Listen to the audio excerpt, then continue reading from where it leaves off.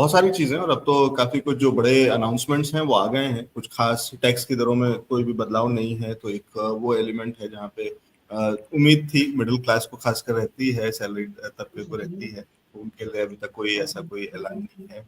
और बाकी और बहुत सारी चीजें हैं। जीडीपी जो है संशोधित जो दर दिख रही है 5.8%, सरकार कह रही है कि रह सकती है 2025 के फाइनेंशियल ईयर में।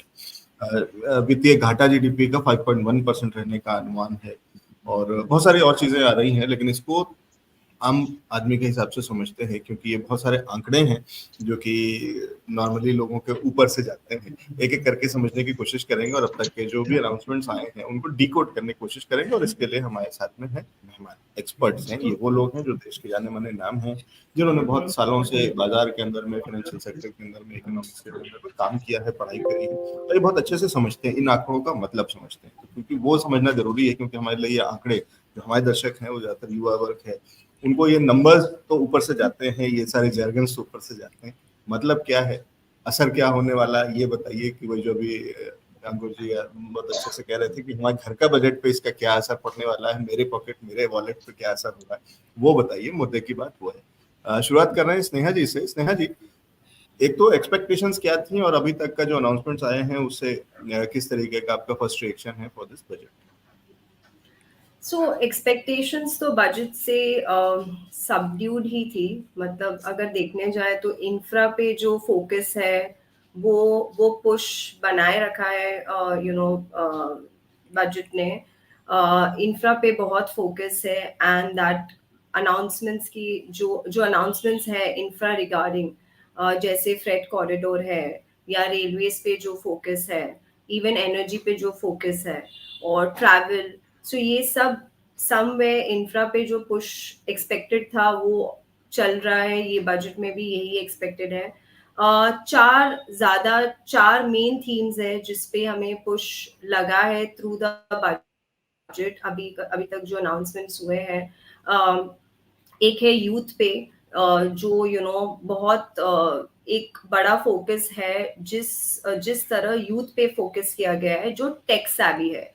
सो डिजिटली जो यूथ अगर अपने नए बिजनेस या कोई स्टार्टअप में डिजिटल या टेक savvy में कुछ फोकस है, तो वहां पे जो 1 लाख करोड़ का कॉर्पस रखा गया है, उस उस पे वो यूथ को उस बेनिफिट लेने के लिए वो एक दिखाई दिया है कि they have focused a lot on the youth being digitally savvy.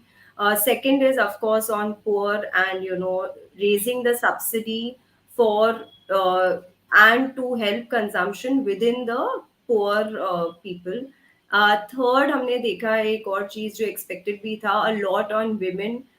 Women को जो लेंडिंग फैसिलिटी रहेगी वो इंक्रीमेंटली मिलेगी, and even on a subsidise और a lower loan rate.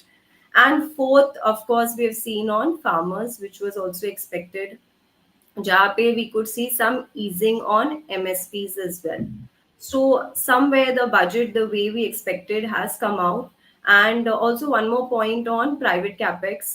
There has been a lot of focus, as we saw, the GDP fiscal deficit estimate is about 5.1% actually FY25 के लिए. So we are going to see a lot of focus on private capex to kind of reduce this fiscal deficit and bring it to the expectation of the government.